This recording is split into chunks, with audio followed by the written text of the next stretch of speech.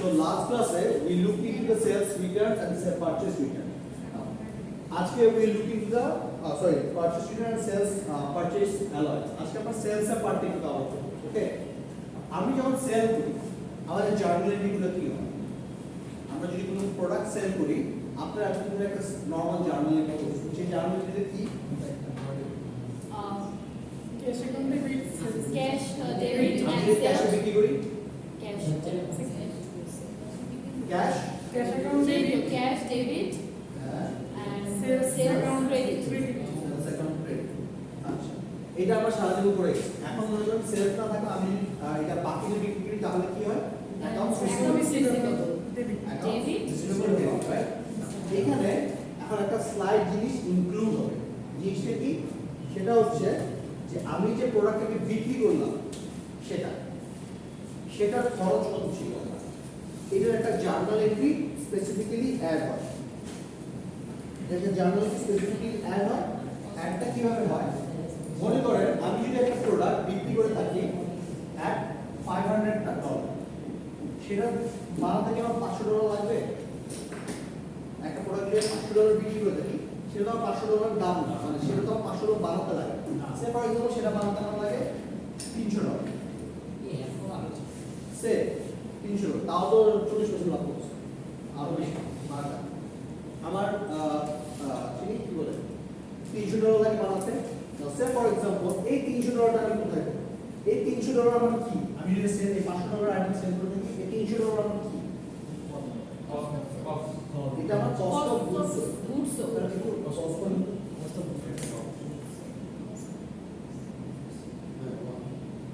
এই যে প্রোডাক্টটা সেল করেছি, হ্যাঁ, সেটার কস্ট কত? সেটার জন্য আমরা কি করি? Cost of goods sold debit করি এবং মার্চেন্ডাইজ ইনভেন্টরি বা ইনভেন্টরি আমি কিছু বলতে পারেন ইনভেন্টরি ক্রেডিট করি। ওকে, এই $300 দিয়ে এই সেলস এবং এটা কস্ট অফ গুডস সোল্ড, এই দুইটা ডিফারেন্সটা কি? Gross profit. গ্রস প্রফিটের মানে কি? এক্সপেন্স না, গ্রস প্রফিটটার এটার কি নাম কি? প্রফিট। গ্রস প্রফিট মানে কি? এক্সপেন্স না, গ্রস প্রফিট মানে হচ্ছে এই প্রোডাক্টটা বিক্রি করে আপনি কয় টাকা লাভ করছেন, এই প্রোডাক্টটা বানায়। বাকি যে এক্সপেন্স গুলো আছে ওইটা না বানালেও আপনার এই প্রোডাক্টটা এক্সপেন্সটা থাকবে। ওকে, কিছু জার্নাল এন্ট্রিতে চলে যায়। আমরা হাসমি ভাই এবং বিলারের একটা एग्जांपल দেখি। স্যার হাসমি ভাই ইমরান স্পেন ইন্টারন্যাশনাল সবগুলো চরিত্র। আর বিলার ভাই কি করলো? বিলার ভাই এখন হাসমি ভাইকে $5,00,000 কিছু প্রোডাক্ট বিক্রি করলো, মার্চেন্ডাইজ বিক্রি করলো। 2/10 মানে কি? 10 দিনের মধ্যে মানে 2% এক্স্যাক্টলি 10 দিনের মধ্যে আমি এটা পেমেন্টটা ক্লিয়ার করতে পারি, আমি 2% ইন্টারেস্ট দেব এবং 30 দিনের মধ্যে পেমেন্ট করতে হবে। এফওবি শিপিং মান বলে তো ও এটা পুরো যেখান থেকে ক্রেতা মানে পৌঁছানো নিয়ে আসবে যেখানে কিনবে সেটা। হ্যাঁ, ওই যে হ্যাঁ, হ্যাঁ। আমি দোকান থেকে কিনছি, আমি বলছি দোকান থেকে আমি নিয়ে আসবো, তোমার পাঠাতে হবে। ওকে, এখানে হলো দেখুন the cost of merchandise is $350 now এখানে আমার ফার্স্ট জার্নাল, এখানে 4টা জার্নাল এন্ট্রি হবে। ফার্স্ট জার্নাল এন্ট্রিতে কি হবে? 4টা জাবেদা হবে, বুঝছো তখন না? আর এখানে ফার্স্ট জাবেদা কি হবে? ওকে ফার্স্ট জাবেদা কি হবে? ফার্স্ট জার্নাল এন্ট্রি কি হবে? ডিসেম্বর 3 তারিখ। তো আমার কয় তারিখের মধ্যে পেমেন্ট করলে আমি ডিসকাউন্ট পাবো? 13 তারিখ। 10 দিনের মধ্যে পেমেন্ট করতে হবে। আমার প্রথম জার্নাল এন্ট্রি কি? আমার সেলস এর না। প্রথম জার্নাল এন্ট্রি আমার সেলস এর জার্নাল এন্ট্রি। সেলস এর জার্নাল এন্ট্রি কি হবে? সেলস ক্যাশ ডেবিট এন্ড না এখানে কি আমি ক্যাশে বিক্রি করছি? ও তাহলে এখন receivable debit and sold sales. Sales যেটা হচ্ছে তো আমি বলতে পারি আমার অ্যাকাউন্টস রিসিভেবল $5,00,000 ডেবিট এবং আমার সেলস $5,00,000 ক্রেডিট। ওকে, এই এসে পড়ল। তারপর নেক্সটটা কি আসবে? আমি কি বলছিলাম? আরেকটা জায়গায় কি আসবে? Cost of goods sold. হ্যাঁ তাহলে কস্ট কত ছিল এটা? কস্ট হচ্ছে is it 3,50,000 3,50,000 রাইট হ্যাঁ। এটা জার্নাল এন্ট্রি কি হবে কস্ট অফ গুডস সোল্ড আর হচ্ছে যে মার্চেন্ডাইজের ইনভেন্টরি লিখতে পারেন মার্চেন্ডাইজ ইনভেন্টরি লিখতে পারেন ইনভেন্টরি না কস্ট অফ গুডস কস্ট মানে কি আমার খরচ রাইট খরচ যদি পারে কোন সাইডে থাকে আমার খরচ ডেবিট ডেবিট সাইড আছে আর ইনভেন্টরি আমার কমে গেছে কমে গেছে, মানে তাহলে সাড়ে তিন লাখ। opposite Okay? চলে যাবে। না ফ্লিপ সাইড মানে কি জানেন flip side Flip side, flip side merchandise inventory বানিয়ে মুদ্রা 21 এটা মুদ্রা এপিক হইবে হ্যাঁ যেটা আছে পারচেজ রিটারে জি ওই আগের যাবে তো আর শেষ জি মার্চেন্ডাইজ ইনভেন্টরি বানিয়ে আপনি ইনভেন্টরি বলতে পারেন আবার মার্চেন্ডাইজ না আপনি ইনভেন্টরি লিখতে পারেন সমস্যা ইনভেন্টরি বলতে যে আপনি যে মনে করেন যে প্রোডাক্টটা বানালেন সেটা খরচ হচ্ছে না আপনার প্রোডাক্টটার জন্য আপনার ইনভেন্টরি সেগুলো বলছে যে এত টাকার ইনভেন্টরি আমার চলে গেছে ফিনিশ করছে মানে 3.5 লাখ টাকার ইনভেন্টরি আমি 5 লাখ টাকা বিক্রি করছি সেটা বোঝাচ্ছে ফ্লিপ সাইড বলতে আপনার লাস্ট মাসে পারচেজ রিটার্ন এবং পারচেজ অ্যালাউন্স করছিলেন না এখন হবে উল্টা ফ্লিপ সাইড বলতে এটাই বোঝায় যে এখন সেলস রিটার্ন এবং সেলস অ্যালাউন্স সেলস অ্যালাউন্স মানে কি সেলস অ্যালাউন্স এবং সেলস রিটার্নের মধ্যে পার্থক্য কি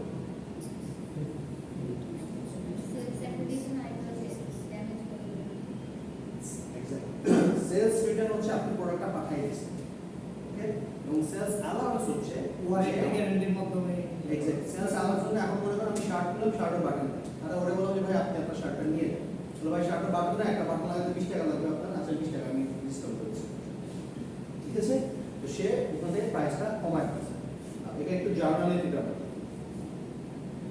সেলস অ্যালাউন্স জন্য আমি এখানে অ্যালাউন্সের কথা বলি কারণ এখানে একটা অ্যালাউন্স চেয়েছে ওকে ক্যাশ এটা ইংরেজিতে বলতে পারি যে ড্যামেজ এর জন্য একটা কম্পেনসেশন দিয়েছে তাকে যে এই খরচটা কমায় ফেলবে না এখন আমাকে বললো যে হাসিম ভাইকে আমি $27,000 অ্যালাউন্স দিচ্ছি যে 27,000 টাকা আপনি আমাকে কম দিন এখন যদি কম দিই তাহলে আমার ডেবিট কি হবে আমি যদি ইনডিরেক্টলি একটা জিনিস বলি সেলস রিটার্ন বা অ্যালাউন্স আমার একটা খরচের মতো না এটা আমার একটা খরচের মতো খরচ না এটা হলো কন্ট্রা সেলস এটা যখন আমি আমার খরচ বলি তখন আমি কোথায় লিখি debit side credit side debit very good কি লিখলাম সেলস অ্যালাউন্স এন্ড রিটার্ন $27,000 এটার এক্স আমি ক্রেডিট কি করব মার্চেন্ডাইজ পারচেজ করছি তাহলে আমাদের ইনভেন্টরি পুরো প্রোডাক্ট ফেরত পাঠাই না আমার কোনো প্রোডাক্ট ফেরত পাঠাইছে আমি ইনভেন্টরি নিয়ে নেব ডিসকাউন্ট হয় আমাকে কেনার সময় সেই আপনি ডিসকাউন্ট না ক্যাশ তো আমাকে পে করে কাছাকাছি ক্যাশের কাছাকাছি অ্যাকাউন্টস রিসিভেবল আমি তার থেকে টাকা পেতাম না এখন কি সে আমাকে 7,000 টাকা দিবে না তো আমাকে কমায় ফেলতে হবে না আগে অ্যাকাউন্টস রিসিভেবল অ্যাকাউন্ট এরকম ছিল আমি দেখেন অ্যাকাউন্ট রিসিভেবল অ্যাকাউন্টটা এরকম ছিল তো আমি তাকে 5 লাখ করে সেল করলাম না তো আমি ডেবিট সাইড রেখেছিলাম না $5 লাখ স্যার ওই হাসিম হ্যাঁ হাসিমের অ্যাকাউন্ট হ্যাঁ আমি তাকে $5 সেল করছিলাম না এখন সে আমাকে $27,000 পেমেন্ট করবে না তাহলে আমি এখন কি করব এখান থেকে $27,000 কত হবে না তো আমি কি করলাম এখানে হাসিমের অ্যাকাউন্টে সেলস রিটার্ন লিখে দিলাম সেলস রিটার্নে আমি $27,000 বেসিক্যালি কেটে দিচ্ছি কমাই ফেলছি তো সে আমাকে বাকি টাকাটা রাখবে এটা গেল অ্যালাউন্সের কথা এখন আমি আসি যদি সে সেলস রিটার্ন করে সেলস রিটার্ন করলে এটা হলো কি এই ওয়ার্ডটা দেখবেন কিন্তু বারবার অ্যালাউন্সের সময় এই দুটো জার্মান হবে কিন্তু যদি রিটার্ন হয় রিটার্ন হলে ম্যাডাম কি হবে একটু আগে আপনি বলছিলেন ইনভেন্টরি ইনভেন্টরিটা সেকেন্ড ইনভেন্টরিটা একটা হিট করে ক্রেডিট আর ইনভেন্টরিটা বেড়ে গেল না $27,000 ইনভেন্টরি আমার পাঠাচ্ছে না সে সবার ইনভেন্টরি বেড়ে গেছে আর ক্রেডিট কি হবে ওই cost of goods cost of goods ওটা কেন কারণ এই খরচটা তো আমার আর হলো মানে সে আমার পাঠাচ্ছে খরচটা কমে গেছে না এর জন্য ক্রেডিট বুঝা গেছে এবং এটা উপরে আমি বলে দিব যে এই মার্চেন্টের টোটাল খরচ কত ছিল ওকে ম্যাডাম বুঝে নাই লাস্টটা বুঝে নাই এতটুকু বুঝছেন আচ্ছা এটা ছিল অ্যালাউন্সের টাইম এখন আমি প্রোডাক্টটা তাকে পাঠিয়ে দিচ্ছি মানে হাসমি ভাই উইলারকে প্রোডাক্টটা টোটালি পাঠিয়ে দিচ্ছি সো আপনার এই জিনিসটা তো একই থাকবে 7,000 টাকার প্রোডাক্ট সে পাঠিয়ে দিচ্ছে এই দুটো একই থাকবে কিন্তু এখন এর আগে আমি ওকে বলছিলাম যে ভাই প্রোডাক্টটা পাঠাই হ্যাঁ কিন্তু সে আমাকে প্রোডাক্টটা পাঠিয়ে দিচ্ছে তো যদি প্রোডাক্টটা পাঠায় দেয় তা আপনার গোডাউনে এখন 19,800 টাকা প্রোডাক্ট বেড়ে গেল না?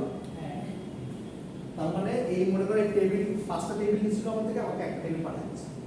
সো ওই টেবিলটা আমার বেড়ে গেল না এখন 19,800 সেটা, কিন্তু ওই 19,800 আমি বিক্রি করি নাই, তাহলে তার কস্ট অফ গুডস সোল্ডটা কমাই দেবো, এই জন্য ক্রেডিট করি। ওই যে মনে আছে আমার সাথে একটা cost $3.5 lakh cost of goods sold debit করছিলাম না? ওইটা তো আমি অলরেডি খরচ দেখা গেছি, তো এই খরচটা আমার $19,000 খরচ পাইনি, আমার খরচটা কমাই দেবো, বুঝতে পারছেন?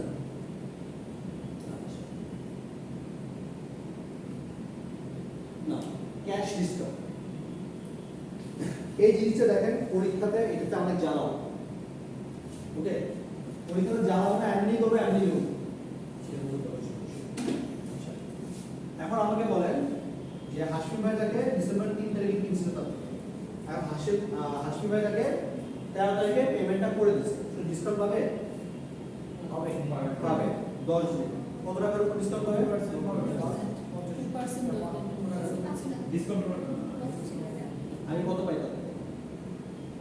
আমি আমাদের থেকে কত পাই? সে রিটার্ন করছে টাকা আমার, তাহলে সে আমার থেকে 5 লাখ মাইনাস 3,30,000 না 27,000 মাইনাস করে, 27,000 5 লাখ, হ্যাঁ 4,63,000 টাকা সে আমার থেকে এখন পায়। 73 স্যার। 73 কেমন আছে? হ্যাঁ স্যার, আমি বললাম এখন। তার ভুল হয়েছে 63 না সরি 73 স্যার 73। 73 বুঝলাম 4,73,000 সে আমাদের 4,73,000 পায় না টাকা, তাই না? এই 4,73,000 সে আমাকে পেমেন্ট করবে এবং সে আমাকে 10 দিনের মধ্যে পে করছে, কারণ সে আমার দেশি 2% পাবো না সে আমার দেশে একদম 13 তারিখে পেমেন্ট করছে। সে আমার কি করছে এটার উপর 2% মাইনাস করবে, তাহলে কত হচ্ছে? এখন আসে 4,63,554 এইটা সে পেমেন্ট করবে আমার, বুঝছেন? এখন হ্যাঁ বলেন। যত টাকা মানে ডিসকাউন্ট দিতে ওগুলা ক্যারি করে যাবে না। এক্স্যাক্টলি। এখন সে আমাকে কত টাকা পে করবে? 4,63,000 না?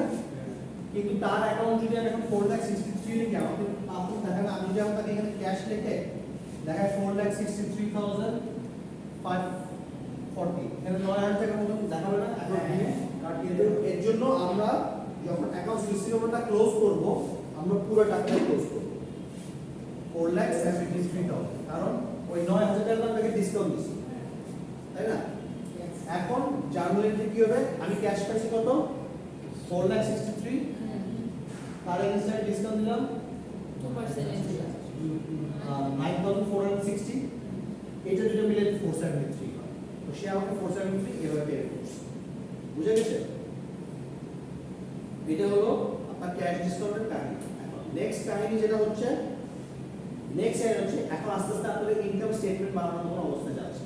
আপনার আস্তে কয়েকদিন পর থেকে ইনশাআল্লাহ ইনকাম স্টেটমেন্ট বানাবেন। ইনকাম স্টেটমেন্টের ফার্স্ট লাইনে থাকে আপনার সেলস। সো আমি যদি বলি উইলার আজ এই মাসে কত টাকা সেল করছে? 5 লাখ। $5 লাখ সে সেল করছে, তারপর ওখান থেকে $27,000 সে রিটার্ন পেয়েছে। তাহলে মাইনাস করবো 27,000। তাহলে এখন আপনি বলছেন দরকার কি এত কষ্ট করে? ডাইরেক্ট এটা লিখে দেন। এটা লিখে দেওয়ার রিজনটা না লেখার রিজনটা কি? তাহলে কোম্পানি কিভাবে বুঝবে আসলে কত টাকা প্রোডাক্ট আমার রিটার্ন আসে? সে তো 4,60,000 থেকে ওয়াও 4,60,000 টাকা বিক্রি হয়েছে, 4 টাকা করে বিক্রি হয়েছে, কি মজা। কিন্তু যে 27 লাখ টাকার বিক্রি প্রোডাক্ট যে রিটার্ন আসে সেটা তার মাত্রা। আমরা এই জন্য ভাগ করে দিই যে $27,000 প্রোডাক্ট আমার রিটার্ন আসছে এবং তার এগেইনস্টে আপনি $9,000 একটা ডিসকাউন্ট দিচ্ছেন, বুঝে গেছে? আচ্ছা, এইটা হলো আজকের জন্য লাস্ট স্লাইড। এই স্লাইডটা দেখেন তো বুঝুন নাকি? এটা কি করা যায়? আপনারা ম্যাডাম বলেন। এই কোশ্চেনটা আমাকে আপনি আমার একটা জব ইন্টারভিউ আমরা জব লেভেলে যাই না। এই কোশ্চেনটা believes revenues from creditors may be earned before they are collected in cash. Do you agree?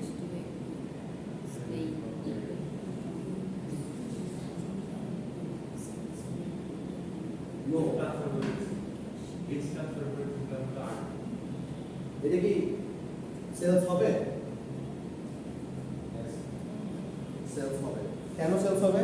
Sir একটা টার্ম রিস্ক, এই কথাটা সবসময় মাথায় রাখবেন। তখন আপনি একে সেলস হিসাবে কাউন্ট করবেন। এই ওয়ার্ডটা যদি বলেন আনসারটা right. when the risk is transferred, যখনই আপনার প্রোডাক্টটা এখন আমি এটা নিয়ে গেলাম, ঠিক আছে, নিয়ে গেলে আমি বললাম যে তোমার আমি 1 মাস পর টাকা দেব, কিন্তু কালকে নিয়ে ভুল করে আমি এখানে পানি ফেলাচ্ছি, পানি ফেলায় টেবিলটা নষ্ট হচ্ছে, তার আগে বলতে বলতে টাকা দিব না, টেবিল নষ্ট হয়ে গেছে না, তার মানে কি আমি তোমার থেকে প্রোডাক্টটা নিয়ে নিছি, আমার রিস্ক নিয়ে নিছি, এখন প্রোডাক্টটার মালিক আমি, টাকা কবে দেবো সেটা পরে বিষয়, রাইট? এটাই হচ্ছে the answer if the risk is transferred. Okay, madam বলতো যখনই বলবে যে risk is transferred